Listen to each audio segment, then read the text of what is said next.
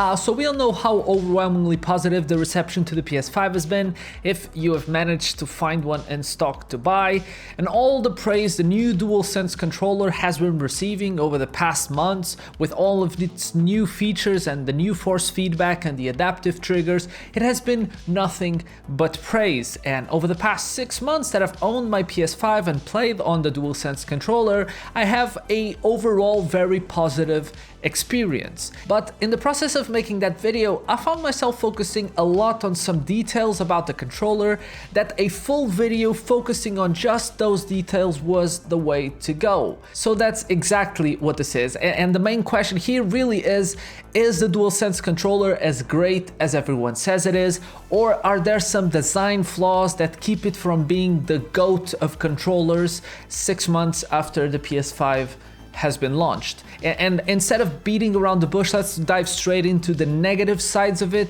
and then we'll focus on all the good stuff, because there's a lot of good stuff. We all have seen, and even some of us even felt, how incredible this new controller is with the adaptive triggers and the improved haptic feedback. It truly is a different experience that in a lot of games adds an extra layer to the gameplay, either by making gun triggers feel heavier or lighter depending on the gun, or by giving an extra feedback every time a car goes up a gear in Wreckfest, for example, or a spiderweb is cast to a side of a building in Spider-Man. What you probably don't know is no matter how careful you are with your controller, the triggers will eventually break. And 6 months in one of my controllers, an R2 button is already broken. Now, what do I mean by broken? The trigger button itself still works and registers in game, and the adaptive part of the feedback also still works just as great as it did on day one, but there's a problem with the resistance every time you try to rest your finger in the button. I can even bring it very up close, and you can see that even the lightest of taps depresses the switch. I can tap it with my pinky finger and it will depress, and I can just rest my finger there and you see how it immediately moves down. If I show you the other side, I put my finger there and it's still as a brick. And this small detail has a lot of repercussions. I mean, just imagine you're playing like a rat on Apex and just hiding on a bush, or even Warzone, it's the same thing. You're just hiding, being all careful, and then you rest your finger slightly too heavy and your gun is immediately firing. Or you're playing a driving game and you're trying to be very precise with how much throttle you put in, and then you just spun because the first, I don't know, maybe 20% of the trigger doesn't actually work as intended. Or even worse, if you want to just break your controller against the wall, just imagine you're playing Bloodborne, you're being very methodical with your attacks, and then for some reason you press R2, I mean, you just breathe a bit too heavily and it just depresses it, and you do a heavy attack and now you're exposed and now you lost health, or you died because it's Bloodborne. In certain games where the controller forces a very hard adaptive trigger, like in the rocket part of Astro's Playroom, you can really see that even here you still feel the trigger being loose in the beginning. And in PS4 games, where you don't have any support for the new adaptive triggers, you really feel a difference in the amount of force that you need to use to push a broken trigger versus a normal one. But you're probably wondering, why is this happening? And it all comes down to a very tiny spring inside the controller. Now full disclosure, we're going to be opening the controller, and if you do that to yours, just be careful. I'm not responsible if you break it, but if you are careful, you should be okay.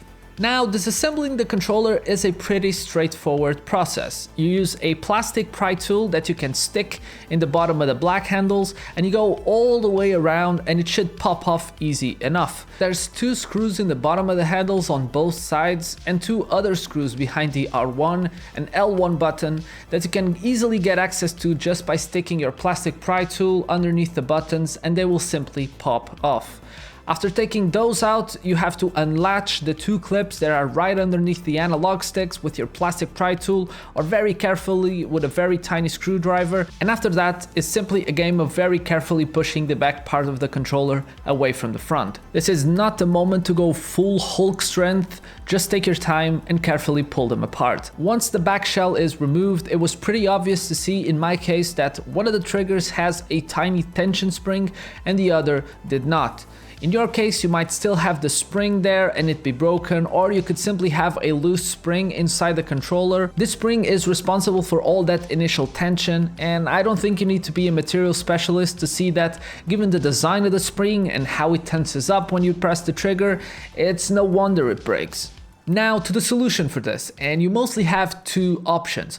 Option number one, your controller is still under warranty, so you can simply contact Sony and get it replaced that way. But just remember yourself that they haven't really recognized this as a design fault, so you're most likely gonna get a similar controller with a similar issue, and in 6 months time you're gonna be in the exact same situation. Now the second option is, of course, you can try to replace the spring. You can simply Google PS5 controller spring replacement and you will find a bunch of options. Amazon has option for as little as $2, and you can simply buy a pack of 10, that's $2 for 10 springs, and just replacement as they are breaking until Sony eventually finds a solution for this. If you don't want to buy anything now, you can probably still bandage the issue. You probably have a good trigger and a bad one on the same controller, most likely a broken R2. You can simply use the L2 spring on the R2 trigger. This of course is not a fix for the problem, but more of a delay to it. It will eventually come back, but a loose R2 is far more annoying than a loose L2. At least in the games I play. You can also sacrifice a DualShock 4 and use a spring from one of those triggers, but the tension is not exactly the same as the stock ones, which maybe even be a good thing since it will not break as easily, since this was never a problem with the DualShock 4. So now that we talked about all the issues, let's focus on the great things. First of all, the controller is bigger and far more ergonomic in my hands than the DualShock 4 ever was. And just like the PS5, it comes in this black and white matte finish that if you have seen my setup, you know how much I've been enjoying lately. It has this iconic texture on the backside that looks and feels fantastic. It's such a small detail, but it ties up the entire look and feel of the controller perfectly. All the buttons feel clicky, and I love how the right side buttons curve inwards with the controller instead of just being flat at the top. You still get the trackpad that is mostly useless 90% of the time, and you also have the 3.5mm jack that works great to plug in any random wired headphones. Right above that you have the mute switch that is a godsend, and if you click it, it will mute the microphone inside the controller or your attached microphone, and if you hold it just for a second, it will mute all audio coming from the console. One small tip, you can set the controller to mute your microphone by default in the settings, so just do everyone a favor and just mute yours. The analog sticks have been holding up really well, something that was a problem back when the DualShock 4 and the PS4 first launched, where the rubber would start to come off, but right now this is not an issue at all. Overall, hardware-wise, the controller is really solid, apart from the triggers of course, and the haptic feedback really is something else. Astro's Playroom is still the best demo for the controller, and you can really feel the potential for this tech. Parts of the game where it's raining, you feel the droplets hit the umbrella in a very natural way through the feedback in the controller.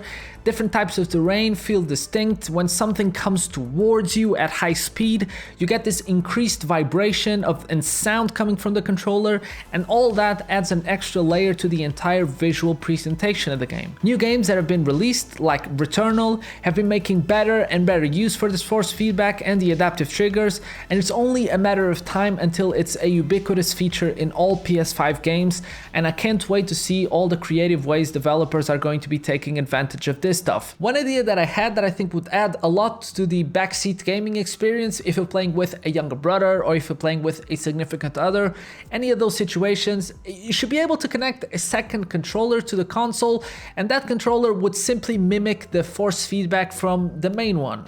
It doesn't sound like an impossible technical thing to do, but maybe I'm completely wrong about that. Battery life on the controller has been a big improvement coming from the DualShock 4. It will still drain substantially faster if you have headphones connected to the controller, but I think overall it's definitely a step up. Like the USB-C port is a definite step up from the micro USB from before. In conclusion, 6 months after the release of the PS5 and the PS5 controller, I can safely say it's my favorite controller of all time. But please, Sony, just fix this spring issue, and then we'll be all good. Oh, but you're here, but absolutely nothing to do with the PS5, the controller, anything remotely related to Sony, you're just here for some Feline action, and I will surely share it with you. Thanks for watching. Thanks for everyone that's been leaving all great support in the last videos. And yeah, bye.